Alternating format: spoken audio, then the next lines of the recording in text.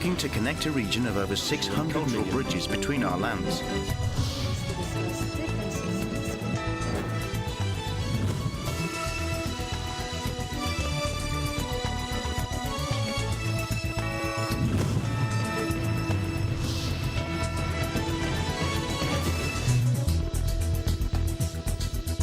Good evening, I'm Alma Angeles, and you're watching ASEAN in Focus on tonight's headlines.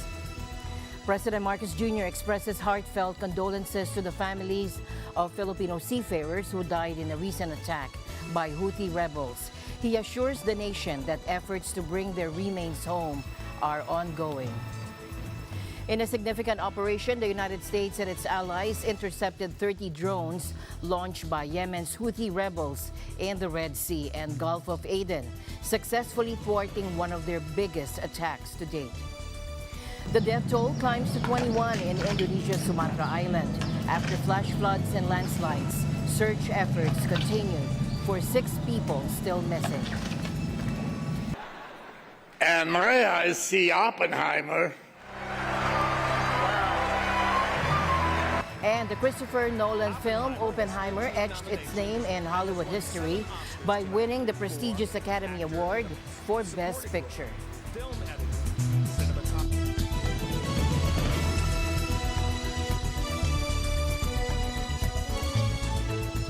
First in our news, President Marcos has expressed his heartfelt condolences to the families of the Filipino seafarers tragically killed in the recent Houthi rebel attack. He assures the nation that every effort is being made to bring their remains back home. The loss of our fellow Filipinos aboard the True Confidence is a tragedy that deeply saddens us all. Rest assured, we are tirelessly working to repatriate their remains, according to President Marcos. He further confirmed the safety of the 13 surviving Filipino seafarers in Djibouti, with the Philippine Embassy in Cairo spearheading their swift return home alongside the 3 injured crew members. The True Confidence, carrying steel products and trucks from China to Saudi Arabia and Jordan, came under attack by Houthi rebels on March 6. The timely intervention of the Indian warship INS Kolkata, or INS Kolkata, prevented further harm, ensuring the safety of all crew members. President Marcos also urged for an end to the conflict and emphasized the Philippines' commitment to the safety and welfare of its seafarers and overseas workers in the region. As we shift focus to the Middle East, the UK forces have released footage of one of their warships successfully intercepting an unmanned aircraft. Meanwhile, the U.S. coalition forces report shooting down nearly 30 drones. And tonight, we witnessed the moment a British warship takes down an explosive tank drone, according to UK officials. The U.S. and coalition forces are actively safeguarding commercial ships in the Red Sea, following a large-scale attack earlier today involving swarms of drones launched by Yemen's Houthi rebels. The U.S. Navy confirms a total of 30 uncrewed aircraft were downed, with no reported damage to commercial or naval vessels in the region. Amid escalating attacks by Houthi rebels, the U.S. and its allies are intensifying efforts to deliver aid to Gaza by air and sea.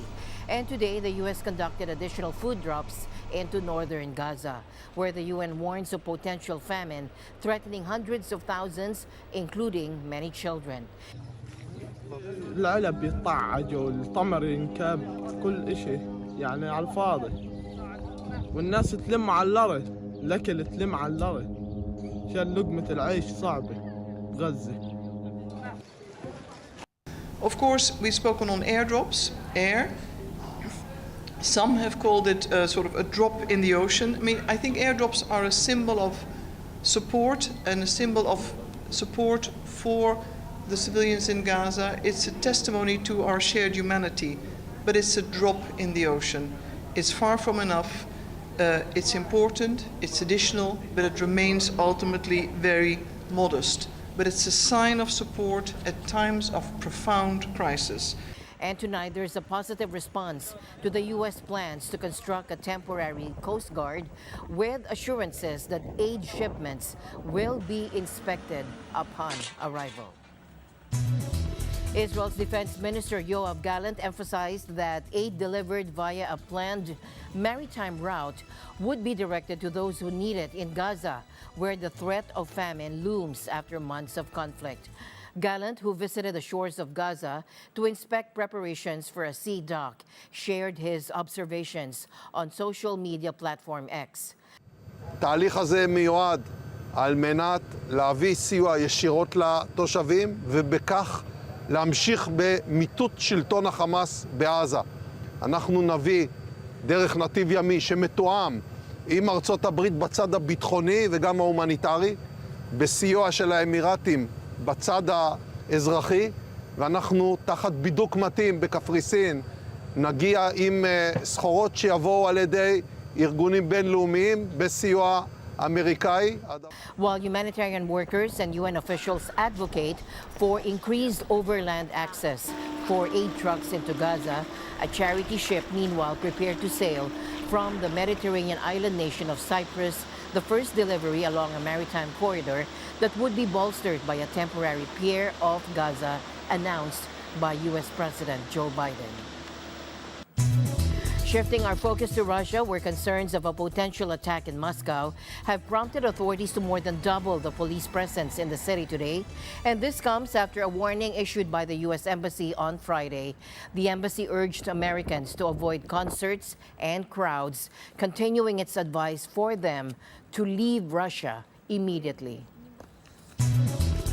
As Sweden stands at the threshold of potential NATO membership and grapples with the growing assertiveness from Russia, its citizens find themselves bracing for unprecedented circumstances.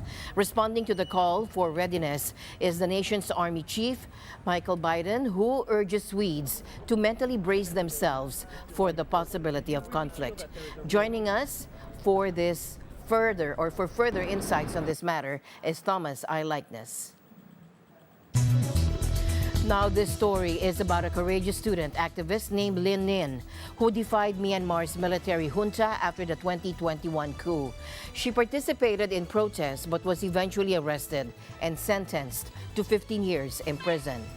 Student activist Lin Lin bravely defied Myanmar's military junta for months, joining massive street protests after the February 2021 coup. And now she's serving a harsh 15-year sentence. Lin Lin's friend, Helen, who also faced jail time, speaks of her shock at the additional charges.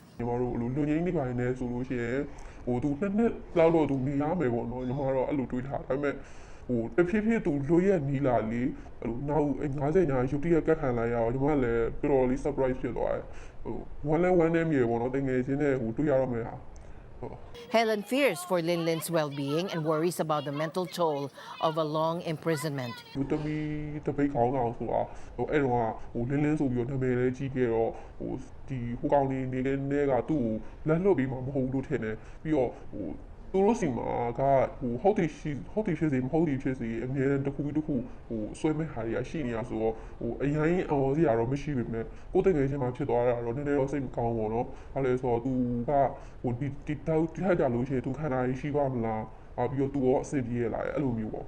Despite the hardship, Lin Lin's letters to friends focus on hope and future plans, hiding her own struggles.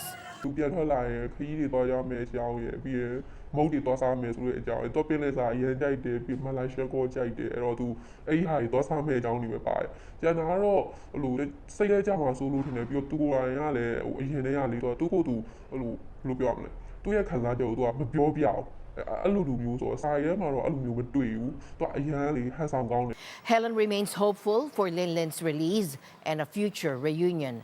The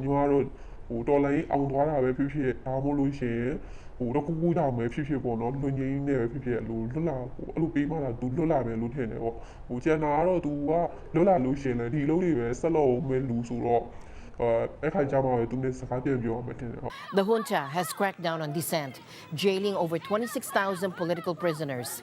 And Lin Lin faces an uncertain future, but her spirit remains unbroken.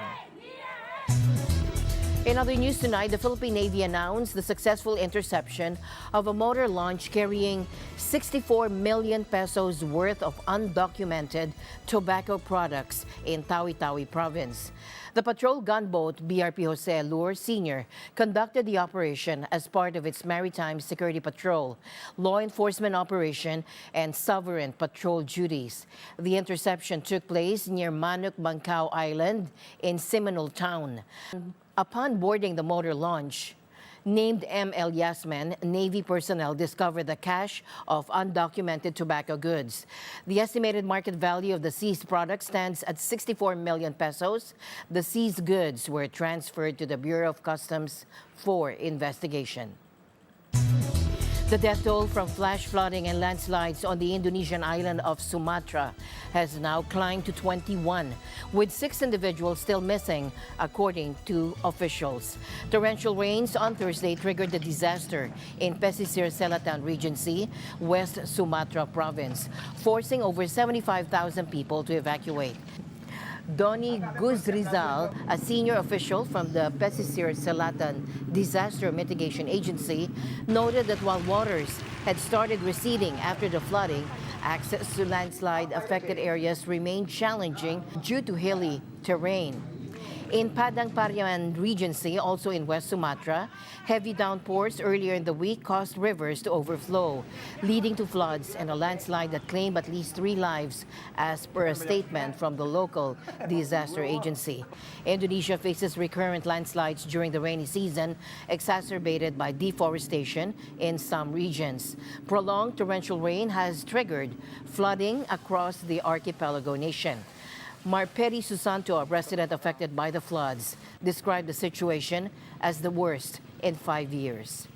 Banjir yang terparah dalam sekitar 5 tahun ini yang paling nomor 1 lah, luar biasa lah begitulah. Secara mengejut. Puluhan tahun kita berada di Kota Baru ini, baru sekarang yang luar biasa. Air ini datangnya secara mendadak gitu lah. Jadi tiba-tiba saja orang kampung terlena lah tuh. Ada yang terlena, ada yang ketahuan tidak sempat memperkemaskan barang.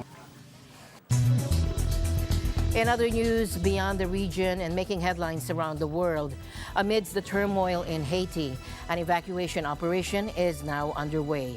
Non-essential embassy staff are being airlifted out of the country, a move authorized by President Biden, who remains deeply concerned about the situation. The administration is also bolstering security at the embassy. The U.S. Southern Command has confirmed that no Haitians were aboard the evacuation flight. Last week, the White House underscored the urgency of the crisis, emphasizing the dire need for essentials like food, healthcare, and clean water provided through partnerships with UN and NGO organizations.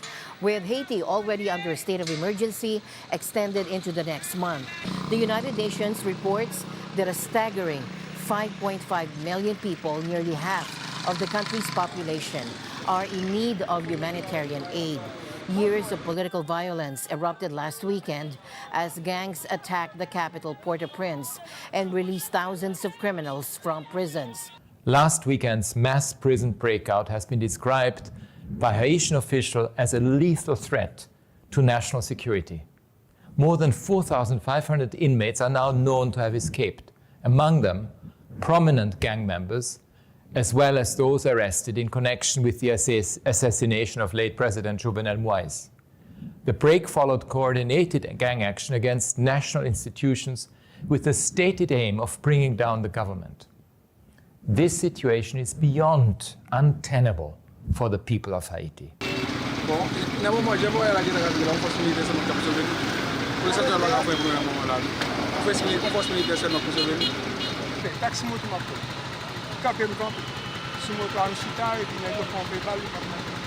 Haiti's prime minister, still in Puerto Rico after being forced to land there, faces mounting calls for resignation as the crisis intensifies. We are going to continue to work with CARICOM. I think it's important to make clear that it's not the United States acting alone in this with this regard. It's the United States in consultation with partners in the region are having these conversations.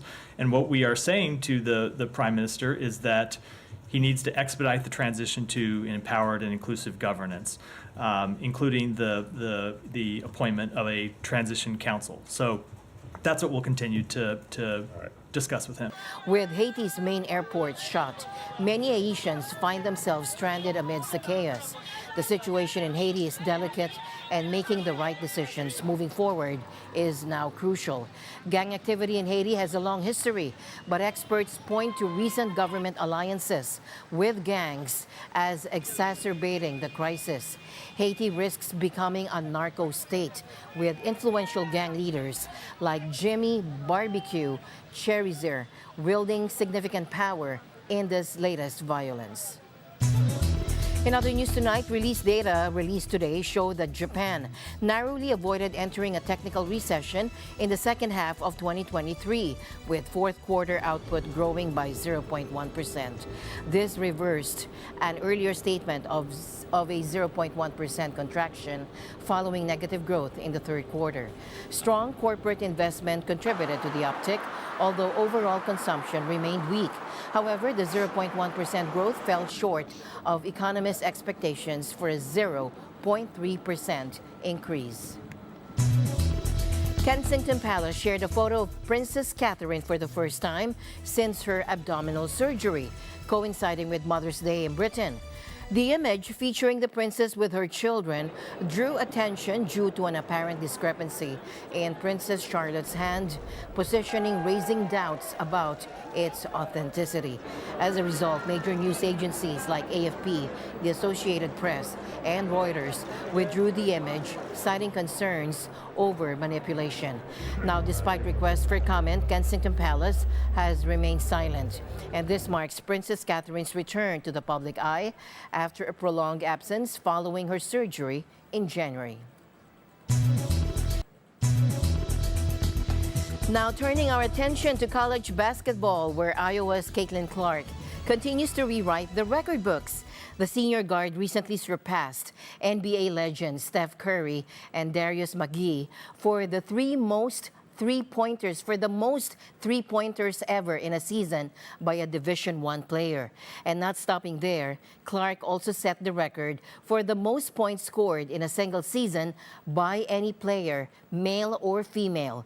With just 2 regular season games remaining before March Madness, Clark's remarkable achievements on the court have solidified her status as one of the game's most prolific scorers.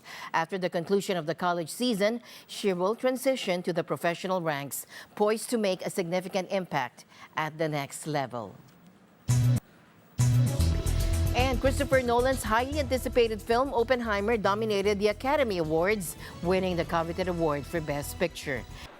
And may I see Oppenheimer?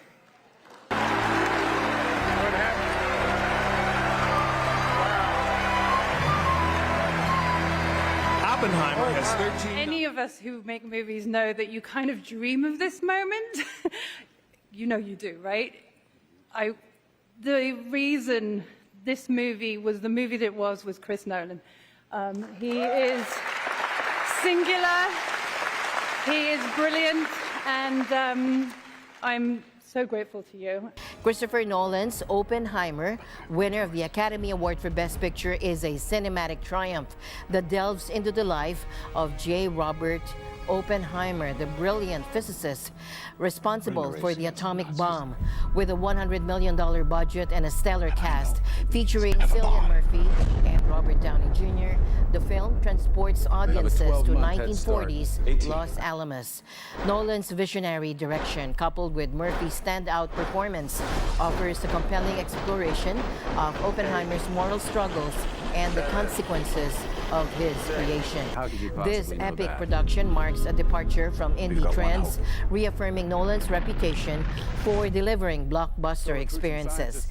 Oppenheimer captivates both audiences and critics alike, earning top honors at the Oscars for Best Director. Christopher Nolan, Oppenheimer.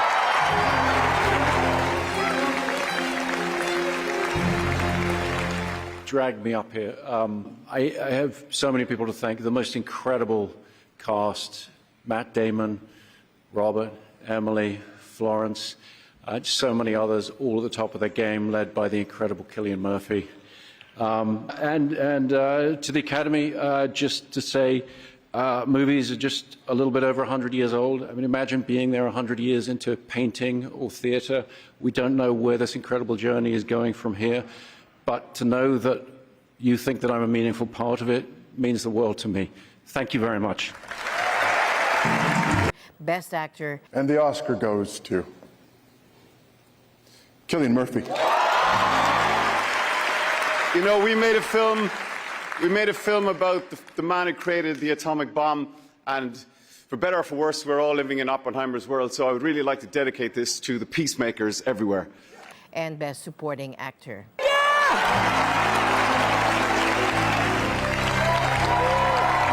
Emma made sure that she surrounded me with one of the great casts and crews of all time, Emily, Cillian, Matt Damon, Blunt. It was fantastic, and I stand here before you a better man because of it. You know, what we do is meaningful, and the stuff that we decide to make is important. My entertainment lawyer, Tom Hansen, of 40 years, the half of which he spent trying to get me insured and bailing me out of the hoosegow. Thanks, bro. As my usual habit, I'd like to end the day on a positive note. Let's encourage and build each other up so that no one is left behind. And that's it for tonight's broadcast. I'm Alma Angeles. Stay in the news because we live in extraordinary times. Good night.